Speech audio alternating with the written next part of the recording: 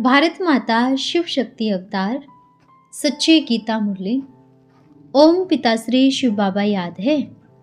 आज है 7/11/2025 प्रातः क्लास। रिवाइज डेट है 9/6/1968। ओम नमः शिवाय। आज बाबा ने कहा, प्यारे बच्चे, जी बाबा, गुरु को कब बाबा व टीचर नहीं कहा जाता। तुम अभी समझते हो कि बाबा बेहद का बाप भी है, टीचर भी है, रचयिता और रचना के आदि मध्य अंत का ज्ञान देते हैं। सच्चा सतगुरु भी है जो सभी को ले जाते हैं शांति धाम और सुख धाम। ओम नमः शिवाय। भक्ति मार्ग के कितने ढेर के ढेर गुरु हैं, सतगुरु तो एक ही है। वे गुरु लोग सतगुरु नहीं है, न टीचर है। टीचर के पास तो एम ऑब्जेक्ट है कि हम क्या बनेंगे। यह सुप्रीम बाप भी है तो सुप्रीम टीचर भी है, सुप्रीम सतगुरु भी है। सुप्रीम बाप, टीचर, सतगुरु एक ही है। वही सृष्टि के आदि मध्य अंत का नॉलेज देते हैं। जिस नॉलेज से तुम क्या बनते हो, यह एम ऑब्जेक्ट सामने खड़ी है। अभी 84 का चक्र पूरा किया है, अभी वापस जाना है। अभी तुम्हारी आत्मा और शरीर दोनों ही पतित हैं। आत्मा भी झूठी तो शरीर भी झूठा।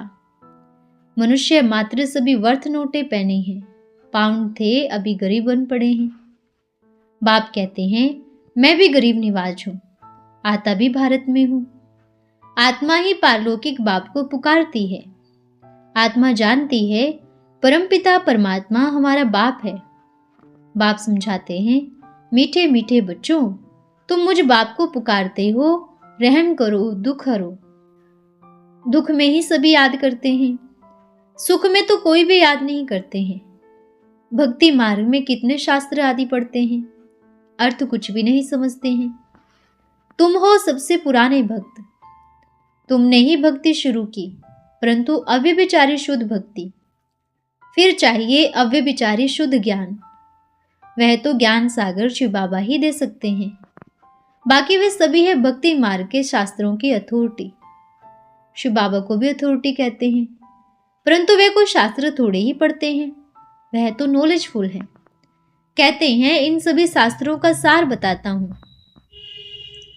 तुम्हारी बुद्धि में सारा सृष्टि का चक्र है, इसलिए सीढ़ी भी बनाई है। बाकी भक्ति मार्ग के शास्त्रों में तो कितनी नॉनसेंस है। बड़े ते बड़ा हिंसक कृष्ण को बना दिया है।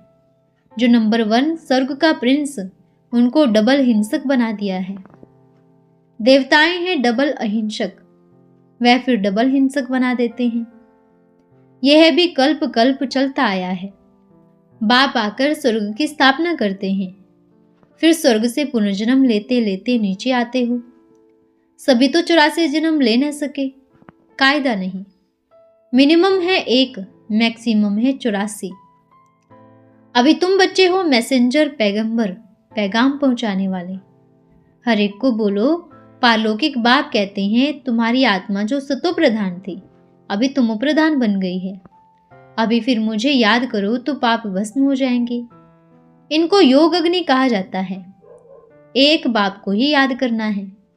यह है पुरानी दुनिया, अभी चलना है नई दुनिया में। तुम जानते हो बाबा हमारे लिए सतयुग की स्थापना कर रहे हैं। यह बुद्धि में है। जब तक हम सतो प्रधान बने तब तक तो यहां ही रहना है। तमो प्रधान कोई जा न सके, यहां ही सतो प्रधान बनना है। दैवी गुण धारण करने हैं, कोई भी अवगुण नहीं रहना चाहिए। देवताओं को कहते ही हैं सर्वगुण संपन्न, संपूर्ण निर्विकारी, अहिंसक, मर्यादा पुरुषोत्तम। देवताओं के आगे अपन को कहते हैं हम पापी विकारी हैं। अभी तुमको पता पड़ा है, हम भी ऐसे ही थे। अभी बाप द्वारा हम ऐसे बनते हैं, फिर सो देवता बनते हैं। बाप कहते हैं, मुझे याद करो तो पावन बन जाएंगे। मूल बात ही है अपन को आत्मा समझ बाप को याद करो। दे अभिमान छोड़ दो, धंधा आदि व्यापार भल करो। बच्चों पास भी भल रहो, परंतु बुद्धि में यह रहता है, यह सभी कब्र दाखिल होने हैं। इस दुख धाम को भूल जाना है, याद करना है शांति धाम और सुख धाम को। कितना सहज है, क्या यह भी याद नहीं कर सकेंगे? बाबा साक्षात्कार कराते हैं, तुम देवता बनेंगे तो फिर स्वर्ग में होंगे, अभी तो है नर्क, इनको भूलना है। मुश्किल की बात नहीं है, परंतु माया ऐसी है जो याद करने नहीं देती, बाबा का बनने नहीं देती है। माया के साथ ही युद्ध चलती है। बुद्धि योग बाप के साथ टूटने से फिर कुछ न कुछ पाप विकर्म जरूर होते हैं। तुम बच्चे अभी ब्राह्मण बने हो, फिर बनेंगे देवता, शांति धाम में जाकर फिर सुख धाम में आएंगे, देवता बनेंगे। ब्राह्मण देवता से भी ऊंच ठहरे। तुम्हारा धंधा है सभी भ्रष्टाचारियों को श्रेष्ठाचारी बनाना। फादर सोज सन, सन सोज फादर, बच्चे भी फिर वही सेवा करें।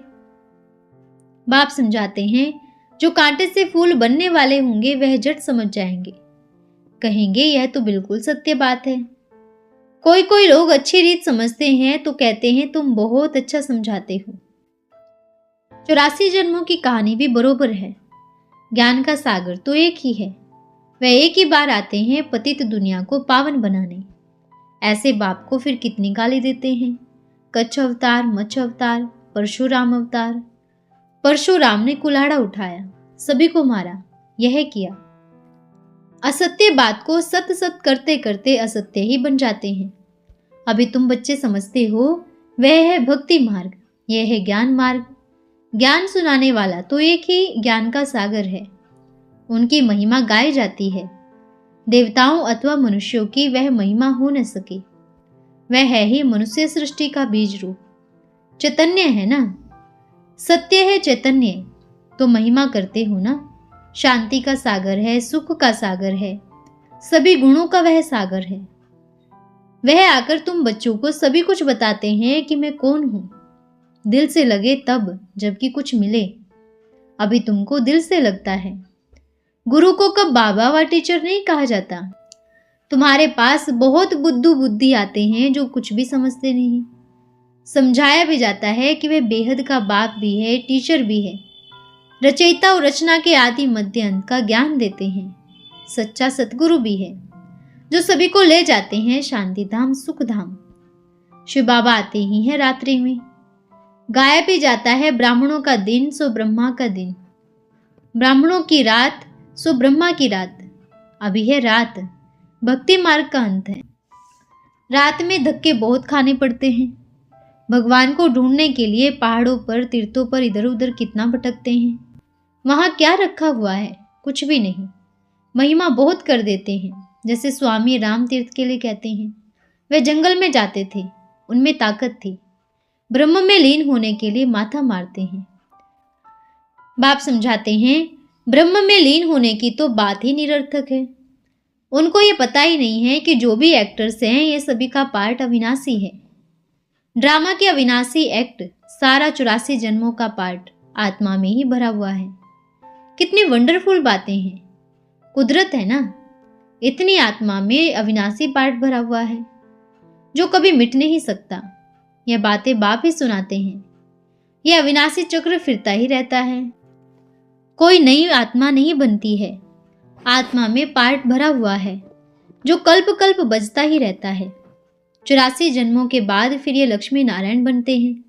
तुम यहाँ आई ही हो फिर से लक्ष्मी नारायण बनने के लिए। हिस्ट्री ज्योग्राफी फिर रिपीट होगी। क्राइस्ट, बुद्ध आदि सभी अपने अपने समय पर आ जाएंगे। यह है बेहद का ड्रामा जो बाप ही समझाते हैं। पहले पहले है लक्ष्मी नारायण दी फर्स्ट।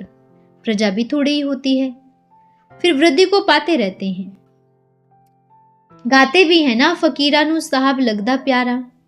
तुम सभी फकीर हो ना, तुम्हारे पास कुछ भी है नहीं, बिल्कुल ही खाली हो। तुम फकीर ठहरे। उन फकीरों के पास तो 5,000 10,000 निकल आते हैं। तुम पूरे फकीर हो तो फिर पूरे अमीर बनते हो। जो पूरे फकीर नहीं बनते हैं पूरे अमीर भी नहीं बनते हैं। अभी तुम फकीर हो ना। बाप कहते हैं हम तुम्हारी मिल्कियत का क्या करेंगे, तुमको ही ट्रस्टी बना देते हैं। कहते भी है ना यह सभी कुछ ईश्वर ने दिया।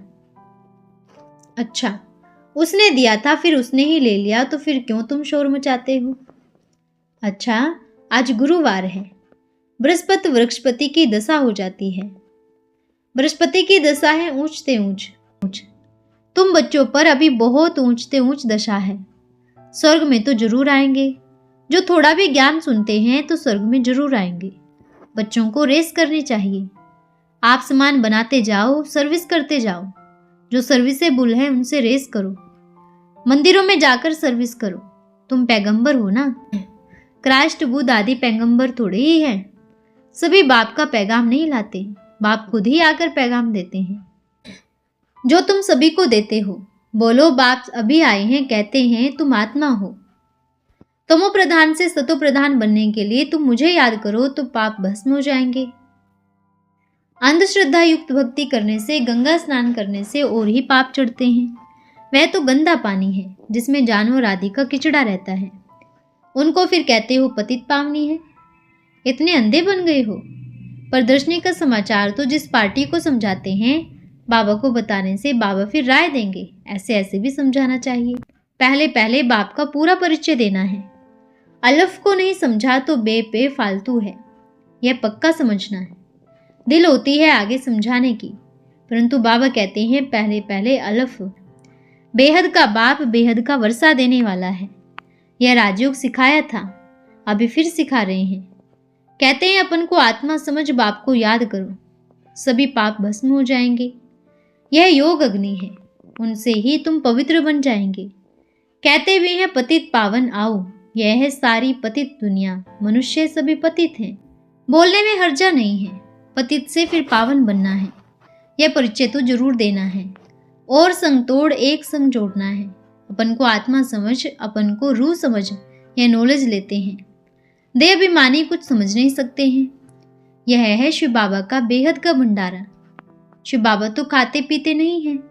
उनको सर्विस के लिए ही बुलाया है, सो तो सर्विस कर रहे हैं। बाप बच्चों को सर्विस करते देख कितना खुश होता है। ड्रामा बड़ा वंडरफुल फर्स्ट क्लास बना हुआ है। नाम ही है ज्ञान भक्ति।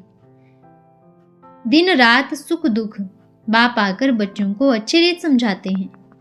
बाप ही दुनिया को बदलेंगे, यह भी तुम जानते हो। भक्ति मार्ग के गुरुओं की तो बादशाही है, इनकी अभी पिछाड़ी है।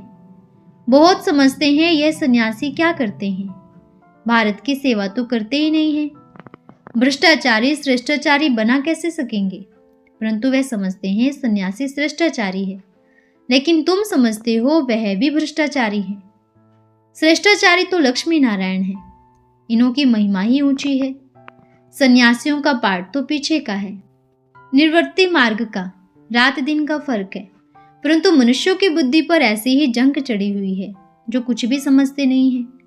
जो याद से जंक को निकालते हैं वह नई दुनिया का मालिक बन जाते हैं।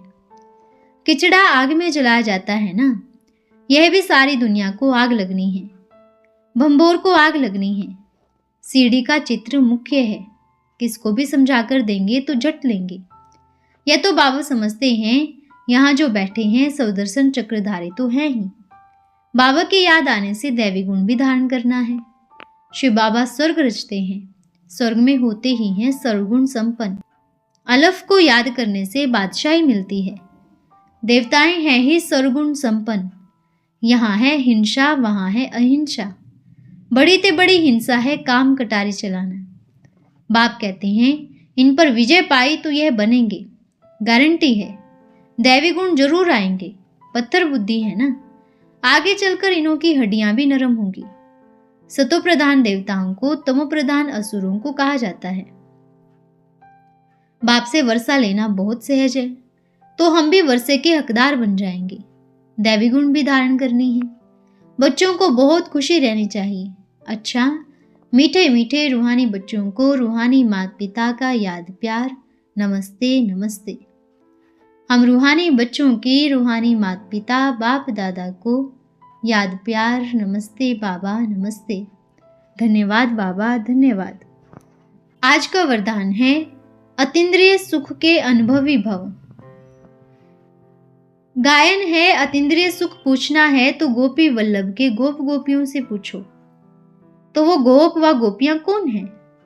आप हो ना। अतीन्द्रिय सुख संगम युग का वरदान है। यह और किसी युग में नहीं होता। ब्राह्मण जीवन की विशेषता है अतीन्द्रिय सुख। वह अनुभव नहीं किया तो कुछ भी नहीं। अतीन्द्रिय सुख का अनुभव क्यों नहीं होता? अतीन्द्रिय सुख का अनुभव क्यों नहीं होता? सदैव त्रिकालदर्शी होकर नहीं देखते, वर्तमान को देखते हो, इसलिए कभी हार तो कभी जीत होती है, सदैव विजय नहीं होती। त्रिकालदर्शी स्थिति में स्थित रहने वालों से माया कभी भी बच नहीं सकती। बार बार माया का वार होता रहेगा तो अतीन्द्रिय सुख का अनुभव जाते हुए भी कर नहीं पाएंगे। इसलिए त्रिकालदर्शी बन हर कर्म करो तो कभी भी धोखा नहीं खाएंगे और अतीन्द्रिय सुख के अनुभवी बन जाएंगे। अच्छा, ओम नमः शिवाय।